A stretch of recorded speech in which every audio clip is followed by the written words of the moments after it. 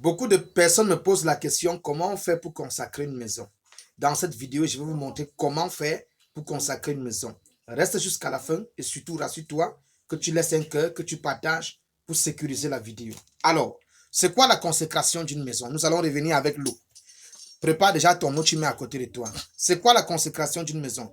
La consécration d'une maison est le fait de... La Bible dit dans le livre de Josué 1, verset 3, tout lieu que vous foulerez la plante de votre pied, je vous le donne. Dans Matthieu 12, tu ne peux pas entrer dans la maison d'un homme fort et piller ses biens sans le lier en avance. Ça veut dire que quand tu entres dans un territoire, que ce soit une maison à louer, que ce soit une parcelle que tu as achetée, qu'est-ce que tu fais? Il y a d'abord un propriétaire sur le plan spirituel. Et ce propriétaire-là, ça peut être la personne qui était là-bas, faisait des rituels, la personne qui avait acheté le terrain avait peut-être vendu peut-être un être humain, oui, pour faire acheter ce terrain. Donc, on ne sait pas exactement ce qui s'est passé là-bas. Ce qui est sûr, la spiritualité qui est là-bas n'est pas une spiritualité dont tu peux t'installer sans chasser ça. Donc, le fait de consacrer la maison, c'est le fait de déraciner sur le plan spirituel l'ancien propriétaire de ta parcelle, de ta maison et d'implanter, que ton règne vienne et d'implanter, oui, le propriétaire spirituel qui est ton Dieu, qui est ton Seigneur,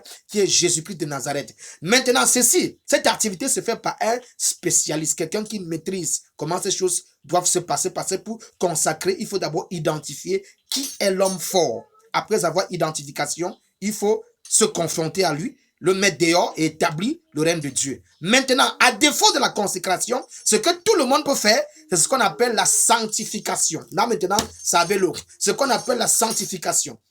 La sanctification est le fait de prendre ta maison et puis sanctifier veut dire rendre pur en quelque sorte. Voilà. Sanctifier veut dire rendre pur. Mais quelque chose peut être pur, mais cette chose est toujours sous l'influence des ténèbres. Je prends un exemple. Il y a des personnes qui sont chrétiens, mais ils sont possédés. Ça veut dire qu'il est chrétien, mais on prie sur lui, il tombe, il manifeste, et pourtant il est chrétien. Il est sanctifié, mais en même temps, il y a des choses à l'intérieur de lui qui contrôlent encore sa vie. Vous voyez un peu? Donc la sanctification n'exclut pas la possession démoniaque.